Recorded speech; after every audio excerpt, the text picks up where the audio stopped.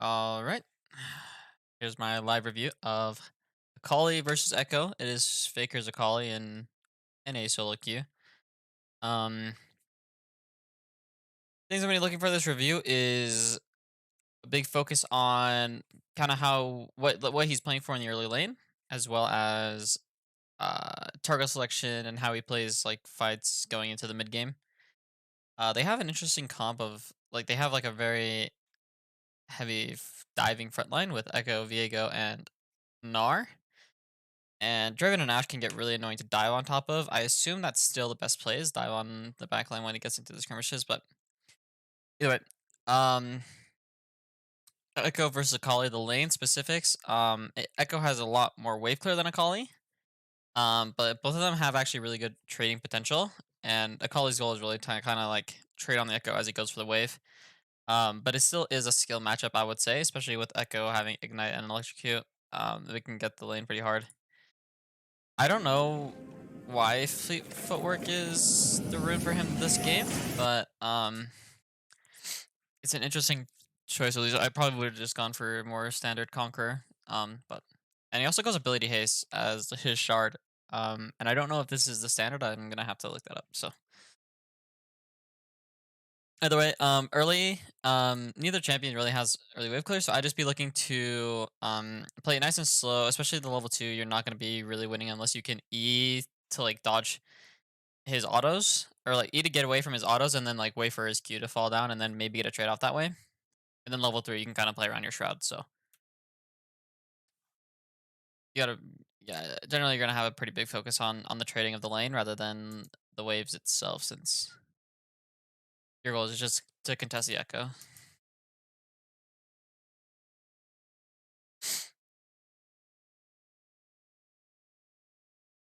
He's very aggressive on this level 1. Um which I think is fine because the only thing that Echo can really do is Q, since you have the Q slow as well. You don't want to be aggressively hitting these waves either. You just want to take like basically only last hit here, and then yeah, just find these cues as you can and weave it in.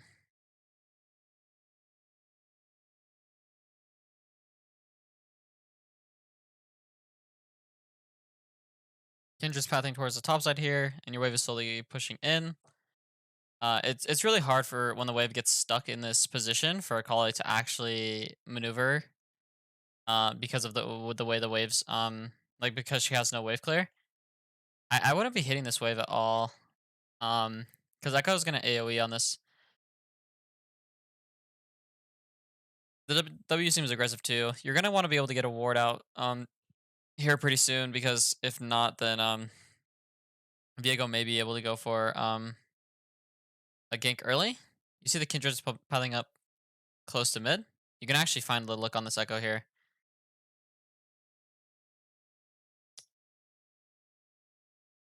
Flash, double flashes. You want to just walk this out? There's no reason to take anything too aggressive. Yeah. All right, it's fine. Just collect the wave. Echo's gonna get a base here. You have the TP advantage at least, so it's not so bad. He's also able to hold this wave sort of in a freeze. And yeah, the negative base with the TP should be pretty nice. I'm not sure what his gold is, so he might be staying just to get enough gold for a component. But he's not going to want to stay much longer. I mean, Echo used both sums at least, so he's not under as much stress as he normally would be. You're definitely looking to base out and then just DP back instantly. You're going to have an XP lead and a gold lead, actually. Well, maybe actually not with Echo having a kill, but either way. At this point, you're basically just playing for your level 6, because you can't really do anything with Kindred or Roam at all before your level 6. You went for Dark Seal Boots. Makes the most sense with your buy if you can't get Sork Boots. Wave is slowly coming in, so you're going to need to crash this on next wave, most likely, unless Echo kind of messes up, and you have to be careful of Viego. I'm assuming still on top side here, so just play hard to your Kindred. On bot side, Jaina is roaming up to top. which you could look at. But I mean, yeah, there's no reason to roam really. Just get this crash.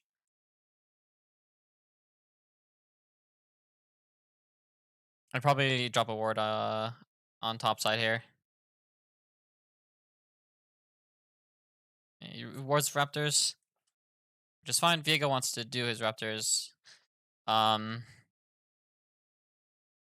and so it's unlikely that he's gonna path to a gank without doing them. Then we just saw Viego on bot side, so you play as aggressive as you want here.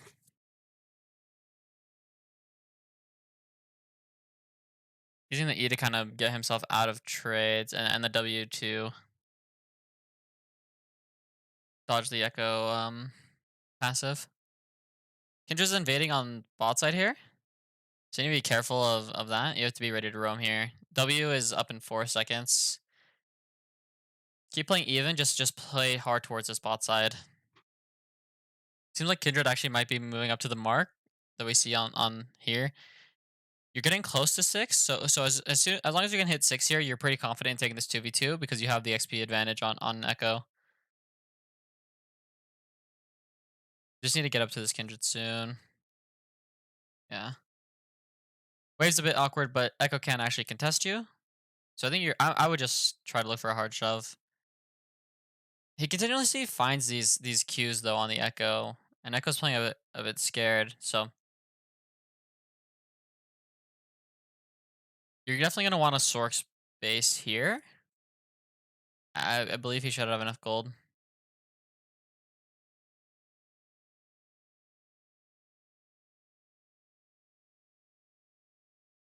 We see Viego on bot side. I'm pretty sure.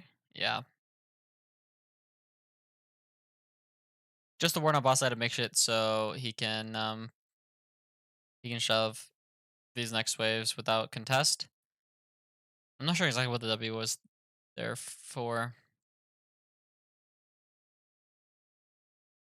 Viego's moving to your bot jungle, and you're just trading Kindred for top jungle instead. You're not going to be ever taking a fight around bot lane with the position that it's in. So just playing towards top. Ekko actually is kind of forced out of lane here, so you can just hold this freeze and play nice and slow. Okay, it seems like he really wants to base for Sorks, which is fine. I think it makes sense since you don't have TP. You're actually going to get locked in lane if you don't. You could negative base and let the wave stay frozen, but with level 7, you're actually able to shove it fast enough as long as you have your W up. So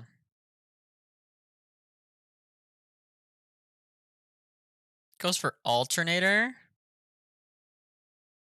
I'm not sure exactly why. I mean, both are fine options. Maybe alternator is just better if you can buy it straight out. Um, since 800, it's 800 for Sorks. So you can see the pings towards top side because Echo's warming up. All you gotta do is collect this wave, shove on next, get vision out, make sure you find the Viego.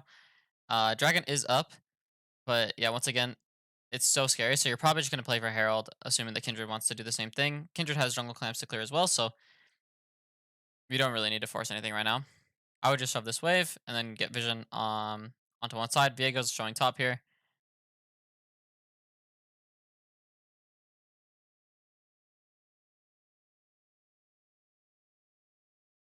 Yeah, I mean you're never really killing the Ekko with ult. So I don't know. It seems like it's kind of a waste. I can see benefit because the Ekko has Ekko has a lot less safety when he has no ult, but also your skirmishing is just 10 times worse when you don't have ult. And I feel like there's like reason to save it instead of just trading since you know it's going to be a trade, but either way, Ekko kind of got the shove before you, so I'm assuming that he's going to be taking a base here. Kindred's on the bot side now. And they actually got a kill on to Ashe, so although with no ult, you don't really have a lot of pressure when moving, so you can kind of just play these. Ekko should be based here, so probably just want to go for a hard shove. And depending on how much gold you have, go for a base. I think Stork Boots now makes the most sense, but you could just Blasting Wand and then just go for a alternate or a Protobot Rush. I don't really know the specifics of which is better. I mean, it depends if you want to fight right here, but it seems like there's nothing going to be happening soon. So it kind of makes more sense to just go straight for the rocket belt, because that's going to spike you harder than Sorks, and you're not going to be fighting. So once again, we see Viego on top. You have decent vision on bot side, and Viego and Kendra should actually just be invading this bot side here since she has Mark, Viego's top, and blue buffs coming up. So um, you're gonna want to insta. I think just play bot and support your Kindred here because you're never winning 1v3 anyways in Fiora's first on base, it seems. Unless he wants to collect the wave. Um, I'm not sure. Ekko doesn't have ult quite yet, so maybe this is doable. Okay, he just picks it up in 2 seconds now.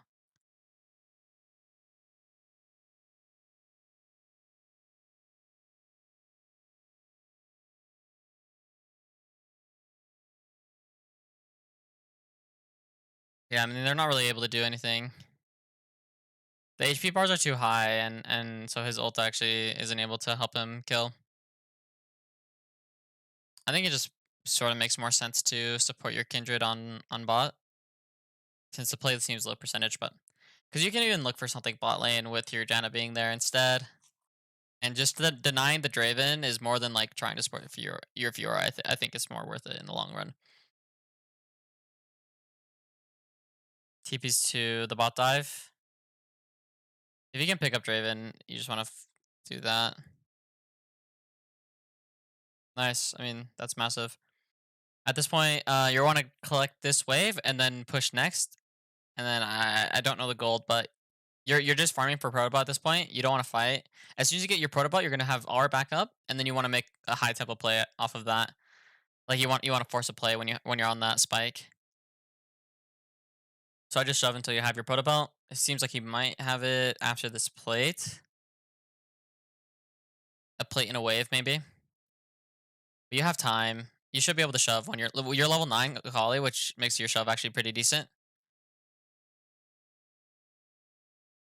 You can just keep lining up these queues here. Yeah.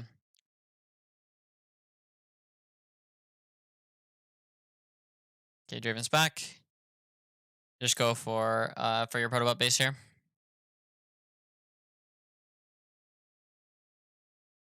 They're fighting on top side, and you don't have TP, which kind of sucks. But oh, maybe you actually go for this solo kill on Draven.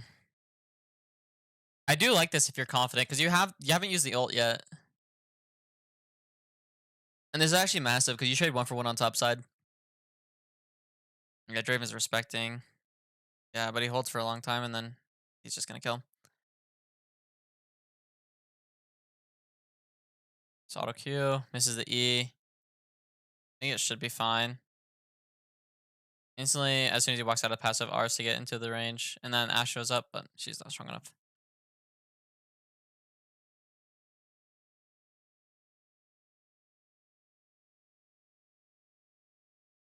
You need to kill fast. You shouldn't be in threat of Viego quite yet.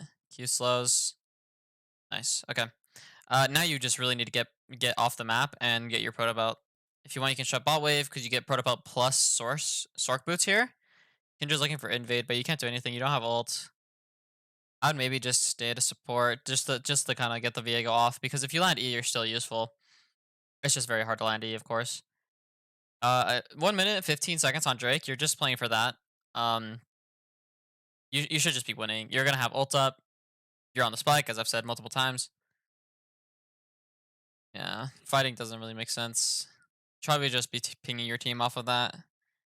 Just pinging your spikes, saying, "Hey, I need to get the base in." So yeah, we go back on base. We are absolutely massive here.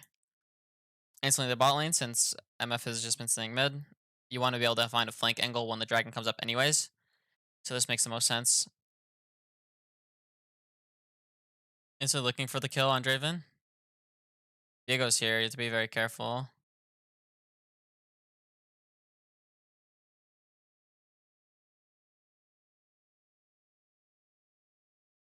Oh, he actually found the E. I don't think he can walk out of this. Yeah, that's very risky because you go for the play when the only vision you have, like your team just lost priority in mid, right? I mean, Ekko showing. Ekko's the only person showing. Um, and you'd expect Ashe or Viego to be hovering around the spot side for the dragon setup, and it's not that worth to go for this play when it's low percentage like this. I think so. Either way, he picks up two, which is actually kind of lucky that the Ashe just ints it, but he gives away a massive shutdown to the Viego, and that's a one person you do not want to do that to. So, although it might net his team a kill, so you're like not quite.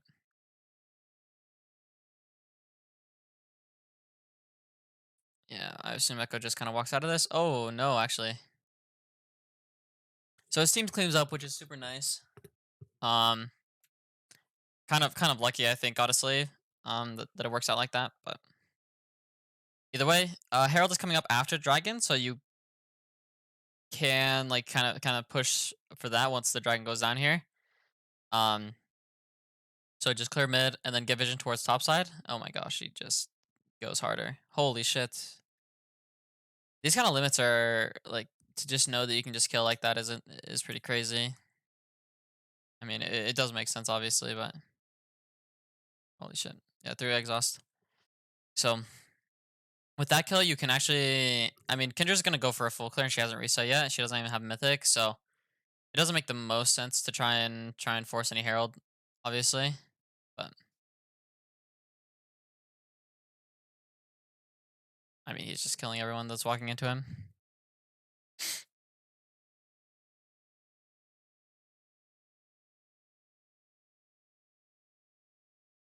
Kendra the starter Herald, you want to play towards the top side. You don't have ult available, but with Draven coming back on map barely and Ashe being dead, it should be free. You really want Kendra to get her base off, and you probably don't want to fight until that happens. He's using his proto vote very aggressively here, even when he doesn't really have ult. But he's just so strong. It seems like he actually values just being able to do that. All right, coming back on map. All objectives are down. It's probably best for you to play topside just because that's where the standing towers are, and you want to put Fiora in the bot lane. Cancels for the fight. Can't really go in. Okay, okay. Kindred, Fiora should be basing. I guess they're going for a top lane instead. He just keeps getting stuck here in mid, and he actually has ult available again. But yeah, I mean, you're not really ever gonna get anything done.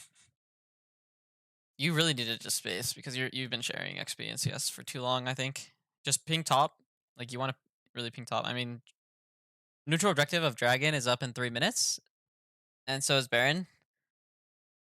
And you're probably gonna go for. Oh, okay. I mean, hey, TP's in on a perfect flank fourth. He should just be able to wipe here with ult. Probably, yeah. Just kill the Draven first, and then you can go Ashe, and then it's really sad if you have to burn R2 for the Draven.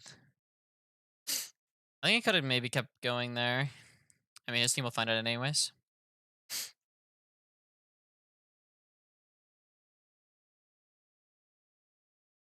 Okay. Fiora has made her way to top lane, so you're just gonna go into bot after this. Herald, I think I would be calling best play just Herald mid and look for 2 towers. Even right now is good with 2 being dead. I mean, Ekko can't really clear, especially not with ult. So just dropping early is gonna be good.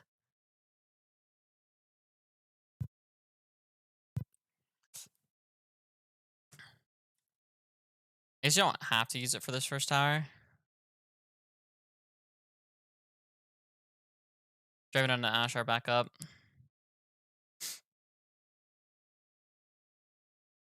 Into top vision maybe, and then look for top tower or top dive.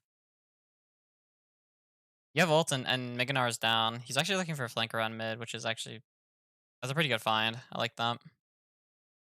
Pretty creative, just to like kind of dip out of vision, and then they kind of just walked up into it. You have ult ready. You can just go on the Ekko here.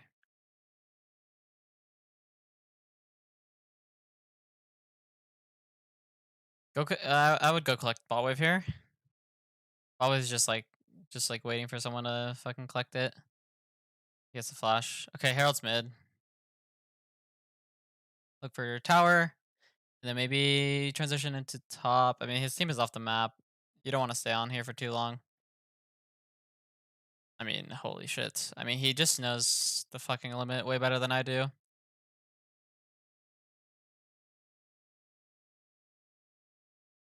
which is pretty insane. I mean, yeah, I mean 25 fucking my stacks on my Jais. It's kind of crazy. So now Mass Transfer is the top. You have Dragon come up in 50 seconds. Baron is in 40. And Nar's taping away. His whole team is on top side, so there's you probably don't want to be going anywhere except for top. Just cover mid waves with Kindred here, and then transition into top if your team is not going to go for a reset. But you should probably be pinging Dragon here.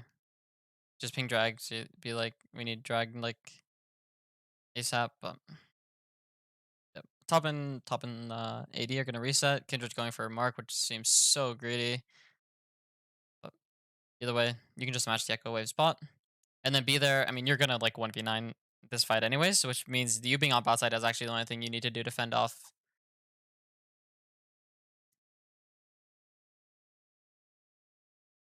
Ekko did not need to ult there, I don't think. I can kind of understand why he did.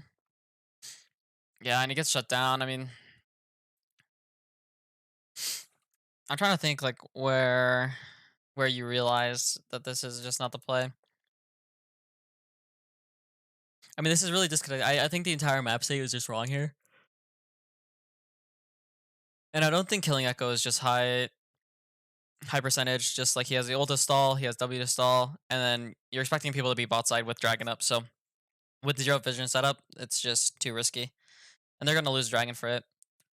Assuming his team doesn't just completely 1v9, which seems like they actually might.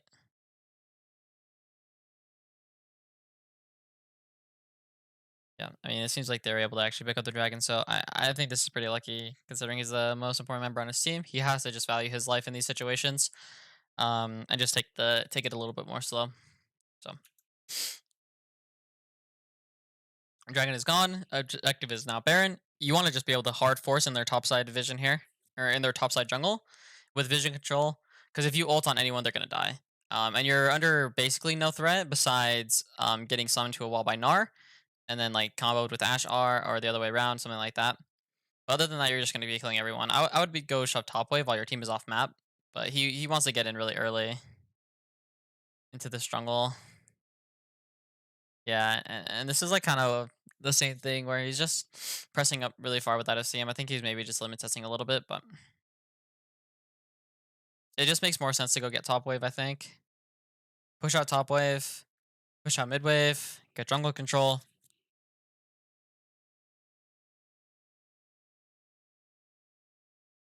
But yeah, I mean, he's really just playing in their face. I just don't think that you can really force Baron like this, and you don't put the team in a bad position. Like all they have to do is just track you in their jungle, and it makes it really easy. Whereas like if you push the top waves and then look for something in their jungle, like someone's forced to react, and then it makes it a lot more difficult for the you force them to make a decision. Either way, I mean he finds the double kill here, I think pretty easily. He missed Q2, but or the Q, but it seems like to be not that big of a deal. I mean he's low on HP now, and Viego might be able to wipe this fight. Kindred ult makes it easy. Oh, I would probably just go straight to Baron. Baron seems very doable here. 1-1 is pretty good. You don't have the most amount of split pressure. TP into the top because it makes it like a massive siege. It should just be end of the game. Misses E, tragic, but dodges the ZR. So yeah, it should just be the end of the game here, I think. If they don't want to go for N, I mean, PR and MF are not here, so maybe not. Yeah.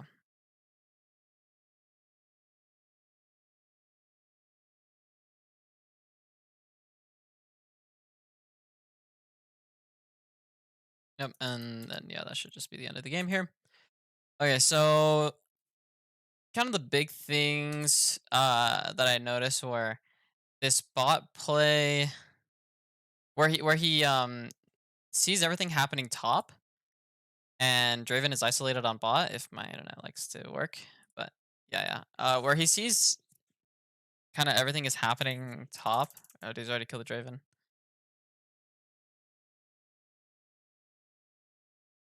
Or yeah. Anyways, you know what I'm playing. where he sits in the bush. I think that's a very creative play that I probably wouldn't have gone for. Because you have to know the limit that you know you can solo kill the Draven, and if you do, um, you see everyone else on top side, so you can go and just like kind of maximize your gold income there.